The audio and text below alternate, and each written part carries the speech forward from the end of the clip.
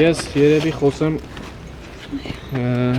քրեական գործի նյութերից, որոնք ներկայացվել են դատարան, ինչպես արդեն գործընկերս տեղեկացրեց, 135 հատորից բաղկացած քրեական գործ է ներկայացվել։ Առերևույթ սա կարող է թվալ, թե բավարար ջանասիրությամբ 53, 51, վերջում 22 անձից բաղկացած քննչական խումբը կատարել է բոլոր հնարավոր ապացուցողական գործողությունները Սամվել Կարապետյանի եւ այլոց մեղադրանքների հիմնավորելու տեսանկյունով, բայց գործի ուսումնասիրությամբ պարզվեց այն, ինչպիսի մտահոգություններ մենք ներկայացրել ենք դատարաններին 10 ամսյա նախաքննության ընթացքում։ Ուրեմն տեսեք, հարցաքննվել են 40 անձ, որոնցից որևէ մեկը Սամվել Կարապետյանի վերագրվող արարքների առնչության վերաբերյալ որևէ փաստական տվյալ չի տվել։ Կատարվել են 81 զննության արձանագրություններ, բացառապես փաստաթղթեր են զնվել, այդ փաստաթղթերից որևիցե մեկում Սամվել Կարապետյանի անունը չի հիշատակվում։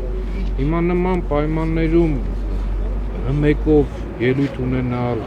ներկայացնել, որ այնտեղ գումարային ահավոր թվեր եւ այլն, որ փողերի լվացման գործընթացն է կազմակերպել եւ այլն, չգիտեմ, դատալսումները վստահեցնում եմ ձեզ, դրանց բոլորի պատասխանները տալու են, ամեն ինչ պարզվելու է, նաեւ ձեզ հետեւյալը ասեմ, մենք շուրջ 10 ամիս կալանքի ցանկացած նիստի ժամանակ երկարաձգման դատարանին ներկայացել ենք շուրջ 2 տասնյակ փաստակներ, թե ինչպես են վարույթի հանրային մասնակիցները դատարաններին մոլորեցնում։ Նպատակը որն էր։ Ընդհանուր գործի նյութերի ուսումնասիրության արդյունքները վկայում են մեկ փաստի մասին, որպես փորձառու իրավաբան եմ ձեզ ասում, եթե որպես կանոն խափամիջոցը կիրառվում է կալանքը, օրինակ, կիրառվում է վարույթի ընթացքում անձի պատշաճ վարքագիծը ապահովելու նպատակով, այս գործի նյութերի ուսումնասիրությունը վկայում է հակառակի մասին։ Վարույթները, մոտ 10 վարույթ միմյանց միացվել, համատեղ քննվել են բացառապես մեկ նպատակով Սամվել Կարապետյանին ազատությունից զրկելու համար։ Հիմա իհարկե տնային կալանքի տակ է մեր վստահորդը, բայց իր ներազդեցության եւ ինտենսիվության աստիճանով այն որևէ կերպ գրեթե չի զիջում բանտային կալանքին։ Երևի այսքանը, ես վստահեցնում եմ, հիմա հասել ենք հրապարակային դատաքննության փուլ եւ ես կխնդրեմ հանրային մեղադրողներին այն ինչ որ հերոստատեսությամբ է լսարանում հնչեցվում, այդ նույն ամեն ինչը հիմնավորել դատալսումների ժամանակ դատարանում։ Կարծում եմ հրապարակային դատաքննությունը բոլոր կասկածների վերաբերյալ այդ վերջակետերը դնելու է իր տեղը։ Ամեն ինչ հանրությանը հայտնի է դառնալու, ամեն ինչ բացահայտվելու է, թե այս քրեական գործի նախաձեռնման պատճառը, նաև համոզված եմ դրա հաջող ելքի վերջաբանի մեջ։ Պարոն Վարդանյան, դատավոր Վահե Դոլմազյանի ակնկալիքները ինչպիսին են եւ դուք նախկինում եղել եք դատավոր, երբևէ դատական համակարգ այսքան կաշկանդված ու իշխանությունից այսքան կախվածության մեջ եղել է։ Լրիվ ուրիշ թեմա տարակ, բայց պատասխանեմ, դատավոր Դոլմազյանի հետ որպես գործընկեր շփվել եմ, բայց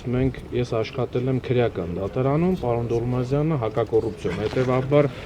զուտ իր կայացրած դատական ակտերին ծանոթ եմ արդեն փաստաբանական գործունեությամբ զբաղվելու ժամանակահատվածից։ Այս վարույթով պարոն Դոլմազյանը 2 անգամ մասնակցել է եւ մեր հույսը նաեւ հավատը արդարացի դատական ակտ կայացնելու տեսանկյունով հիմնականում պայմանավորված այն հանգամանքով, որ եթե նոր դատավոր լիներ 136 հատորը ֆիզիկապես հնարավոր չէր մարսել, ծանոթանալ եւ համապատասխան որոշում կայացնել։ Իսկ պարոն Դոլմազյանը համոզված եմ գոնե 65-70%-ով այս հատորներին ծանոթ է, նաեւ նշեմ, որ այսպիսի կայացրել է բավարար չափով պատճառաբանված դատական ակտ, եթե չեմ սխալվում, մեկ անգամ կալանքը 1 ամսով է երկարաձգվել, բայց երկրորդը երևի որոշակի համարձակություն դրսևորելով